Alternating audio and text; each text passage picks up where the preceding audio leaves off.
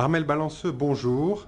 Vous êtes directrice marketing et vente directe de Direct Énergie, fournisseur d'énergie alternatif né il y a quelques années. Merci de nous accueillir.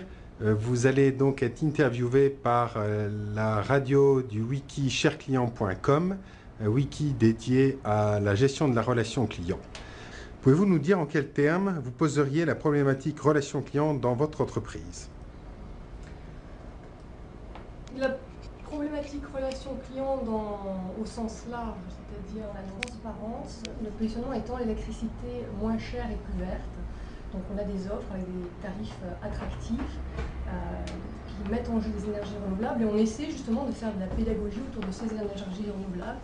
Qu'est-ce que c'est, qu'est-ce que ça apporte? Donc on s'est vraiment inscrit dans cette démarche de simplicité, de transparence, de pédagogie et de mise en scène de nos offres autour de moins cher, plus vert.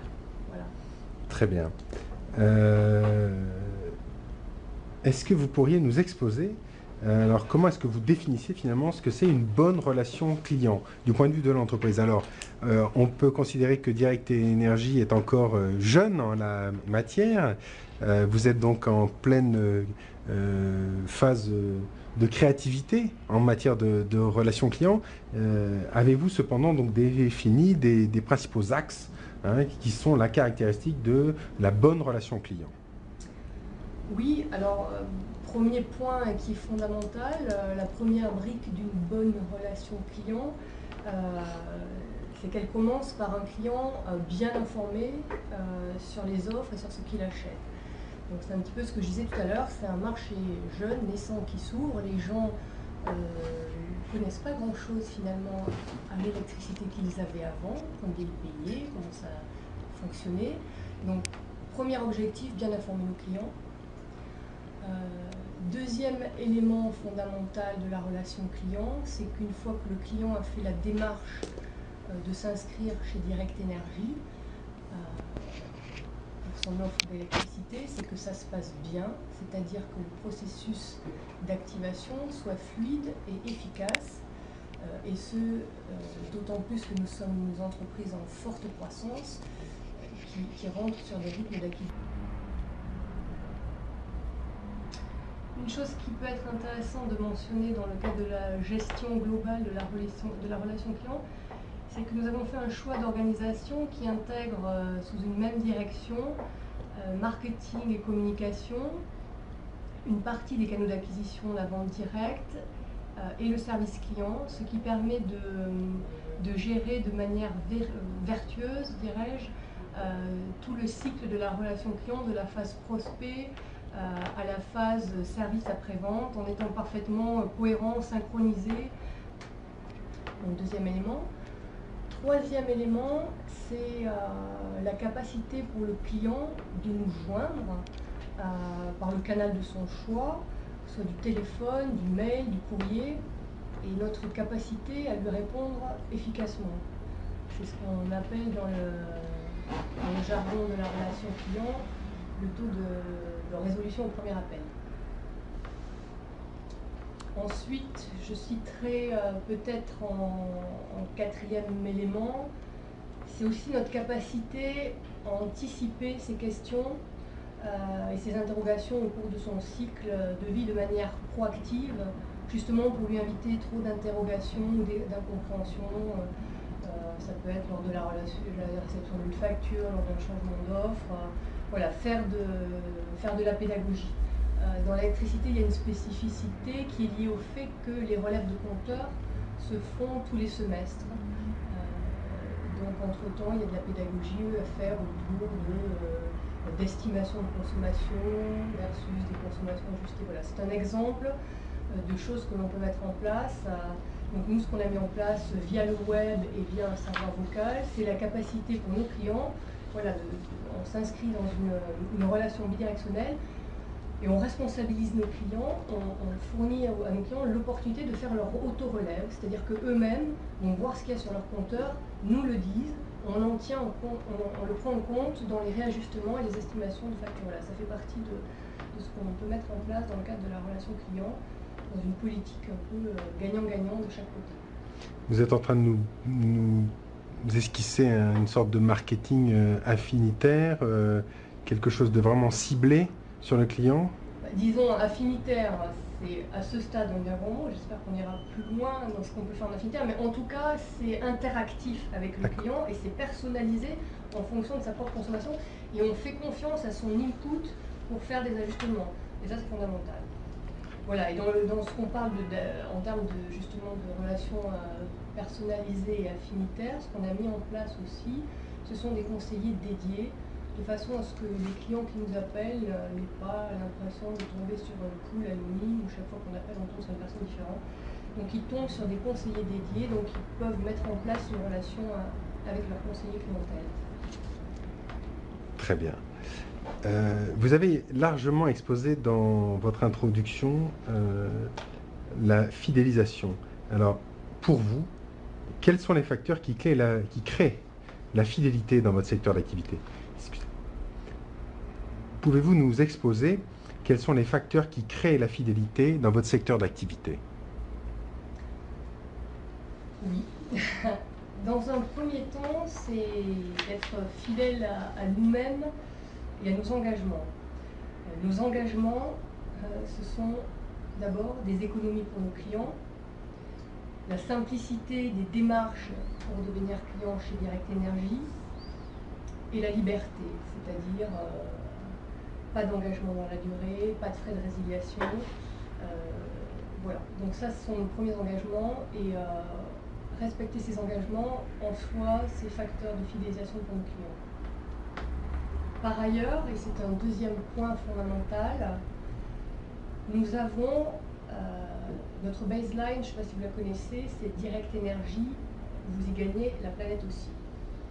Et le motto derrière tout ça, c'est l'électricité moins chère et plus verte. Et nous tenons beaucoup aux plus vertes, hein. Nous avons structurellement dans nos offres de 20% à 100% d'énergie renouvelable. Et nous avons donc un positionnement citoyen autour des énergies renouvelables et de la maîtrise de la consommation d'électricité. Comme vous le savez, il y a une mobilisation planétaire autour de l'énergie pour l'économiser et pour la produire proprement. Et nous sommes dans une démarche de responsabilisation de nos clients sur ce thème. D'une part, en prodiguant des conseils simples sur les gestes qui peuvent sauver la planète.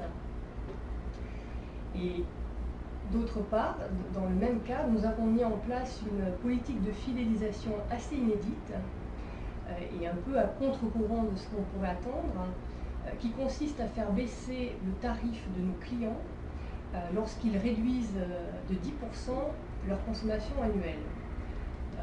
C'est en quelque sorte un consommer moins pour payer moins. Qui va un peu à l'encontre de plus vous en faites chez nous, moins vous payez. Là, c'est vous réduisez votre facture, donc c'est-à-dire que vous avez fait une démarche de maîtriser votre consommation, vous êtes récompensé par une baisse de tarif. Voilà, donc c'est une démarche fidélisante et à la fois responsabilisante pour nos clients. Et nous revendiquons ce positionnement autour de l'énergie verte et d'une consommation citoyenne de l'énergie. Merci. Nous allons passer à une question suivante. Maintenant, nous allons aborder quelque chose de plus opérationnel, puisque nous étions donc dans les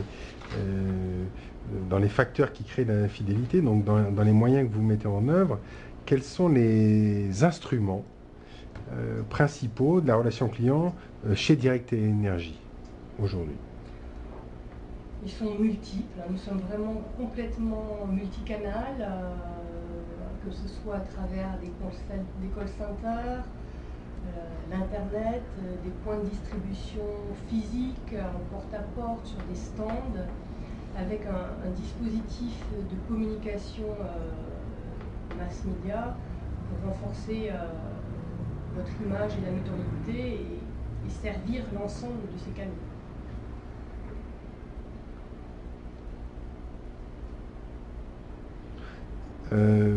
En ce qui concerne la partie call center, comment avez-vous organisé les relations par téléphone avec vos prospects et avec vos clients? Alors, nous avons des centres d'appel externes pour nos prospects et un mix de centres d'appel internes et externes pour nos clients. Nos clients grands comptes et entreprises, et nous en avons un certain nombre, nos entreprises multisites, sont gérées par un service interne. Par ailleurs, en ce qui concerne les centres externes, donc nous assurons nous-mêmes la formation de nos centres externes et nous effectuons des contrôles qualité rigoureux. Notamment, tous les appels sont enregistrés pour permettre des contrôles a posteriori et des débriefs avec les agents qui éprouveraient des difficultés. Nous gérons également en interne les prestations qui nécessitent une interaction forte avec les services centraux. Ça peut être des demandes un peu spécifiques et hors catalogue, ou, voilà, qui demandent d'être proche des services centraux d'entreprise. Pour ça, on a un service interne qui est capable de collecter, de centraliser ces demandes et d'effectuer les réponses directement aux clients.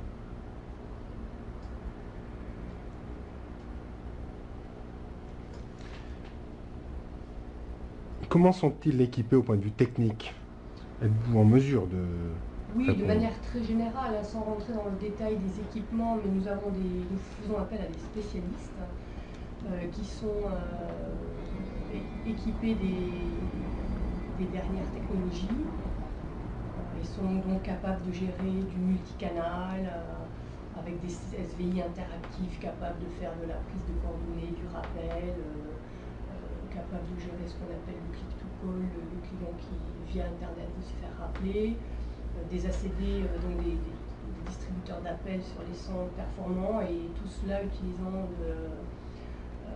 de la téléphonie sur IP.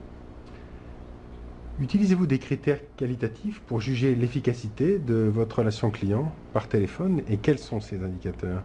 Oui, donc ce sont des indicateurs qu'on enrichit en permanence, mais aujourd'hui, deux types d'indicateurs, des enquêtes de satisfaction, je dirais trois types, des enquêtes de satisfaction qui nous permettent d'avoir un retour global sur notre niveau de performance en relation client et puis en tant qu'entreprise,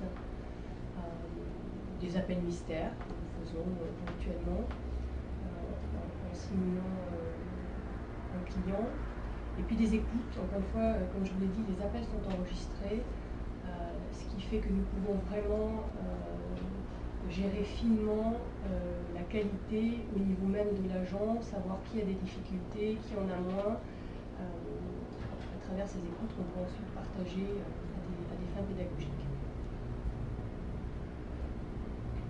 Très bien. Mais je vous remercie d'avoir répondu à ces questions avec beaucoup de précision. Ces questions que vous aviez donc sélectionnées. Hein. Merci beaucoup et à bientôt. Merci à vous. Au revoir.